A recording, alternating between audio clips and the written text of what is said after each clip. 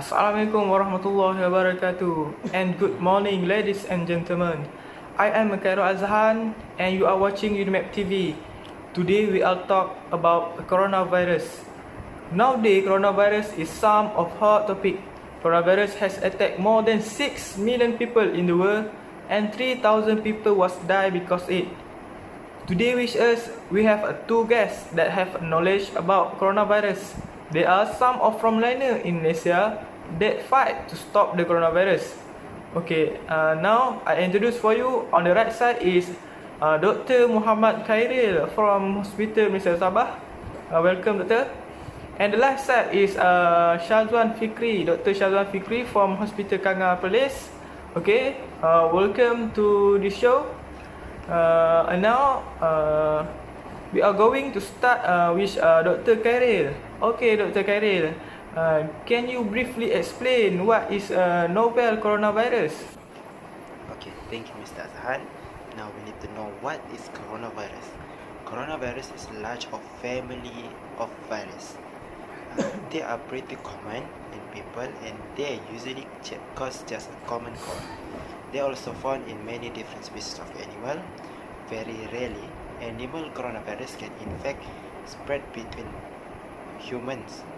Example of animal coronavirus that infect humans include Middle East Respiratory Syndrome coronavirus, MERS-CoV, Severe Acute Respiratory Syndrome coronavirus, SARS-CoV, and the one we're dealing with now is SARS coronavirus 2, SARS-CoV-2. The disease of caused by SARS-CoV-2 has been named coronavirus disease 2019 and abbreviated COVID-19. We first saw this virus in late 2019 in Wuhan, China. SARS-CoV-2 is a beta coronavirus like MERS coronavirus and SARS coronavirus. And all of three, this virus, their origin is a bat. Thank you, Dr. Kai. That is a good explanation about coronavirus. Dr. Kai has clearly explained about coronavirus, and now we want to know how does coronavirus spread and why is it spreading so quickly. Maybe Dr. Shazwan can explain. Coronavirus spreads very easily from person to person, and that's why it's spreading so quickly. And it spreads between people who are in close contact with one another within about 6 feet through respiratory droplets. And when an infected person cough or breathe out, those droplets are released. They travel a very short distance, then drop down onto surface around the patient. This explains why it is also possible for a person to get COVID-19 by touching a surface or object that has the virus on it, and then touching their own mouth, nose, or possibly their eyes. Thank you, Dr. Shazwan. To go deeply about coronavirus, the audience maybe want to know what are the incubation period and system of COVID-19. Dr. Kai, can you explain about this? The incubation period amount the time between exposure to the virus and the symptom of COVID-2019. The range is 1 to 14 days. In the most commonly 5 and 6 days, and of some rare case has been reported to be a longer 14th day. The most common symptom of COVID-2019 are fever, dry cough, fatigue, and myalgia. Other less common symptoms include runny nose, headache, sore throats, abdominal pain, and diarrhea. The most worrisome outcome of this infection is pneumonia, which occur of the virus infect to the lung. It does happen. It will typically occur around to the end of first week of infection to the beginning of second week. About 80% people who are infected will have a mild moderate illness that consists of fever and dry cough. That this will last about 2 weeks and then they will get better. About 40% will develop severe illness and 6% will develop life-threatening illness that consists of respiratory failure, septic shock and organ failure. Wow, that took a long time. Okay, now the audience has know and we have know about incubation period and system.